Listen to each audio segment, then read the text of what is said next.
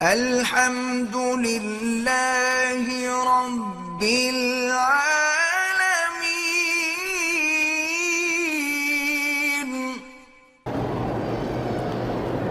قاری ضیاء الرحمان صاحب جامعۃ الرشید کراچی کے، انہوں نے پوچھا ہے کہ اگر کوئی آدمی مکہ کے مقامات زیارت دیکھنے کے لیے جیرانہ تک چلا جائے اور وہاں سے بغیر احرام کے آ جائے تو کوئی بات نہیں، چونکہ جیرانہ میقات نہیں ہے، یاد رکھیں جیرانہ مقام ہے ہل، یعنی حد حرم سے باہر ہے، جیسے مسجد عائشہ ہل ہے، حد حرم سے باہر ہے، میقات تو طائف ہے۔ امام مہدی کا ظہور کب ہوگا وہ مجھے ملا تو نہیں، میں پوچھ لیتا۔ اللہ کے بندے جب اللہ چاہے گا اس وقت آئیں گے، لیکن آئیں گے وہ ضرور، کیونکہ حدیث میں حضور نے فرمایا ہے کہ وہ ما بین الرکنین، حجر اسود اور رکن یمانی کے درمیان میں کھڑے ہو کے اپنی مہدیت کا اعلان فرمائیں گے، اس کے بعد پھر اللہ ان کو فتوحات دیں گے، بڑے بڑے علاقے وہ فتح کریں گے، انہی کے وقت میں پھر حضرت عیسیٰ علیہ السلام اتریں گے۔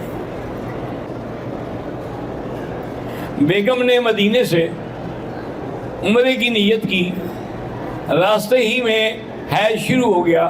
تو اب وہ بیٹھی رہے اپنے گھر میں، جب اس کے ایام حیض پورے ہو جائیں تو غسل کرے، کپڑے بدلے اور جا کے اپنا عمرہ پورا کریں۔ ایک آدمی کو ہمیشہ غلط کاموں کی سوچ آتی ہے، ایک تو اچھے لوگوں سے صحبت رکھیں،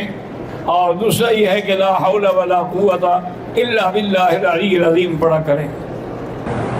روزے کی حالت میں اگر کسی نے مشرنی کی، روزہ قضا کرے گا، کفارہ تو نہیں ہے، توبہ بھی کرے اور روزہ بھی قضا کرے۔ مسعود نیازی اسلام آباد، یہ بھی میرے دوست ہیں بڑے پرانے بچپن کے، سلام عرض ہے، جمعیت طلباء اسلام کے رہنماؤں میں شامل تھے، اور بہاولپور یونیورسٹی تحریک میں بھی، اور بہاری صوبہ بہاولپور کے سرخیل تھے، اور اسی طرح بے پناہ ان کی خدمات ہیں۔ سابق ابراہیم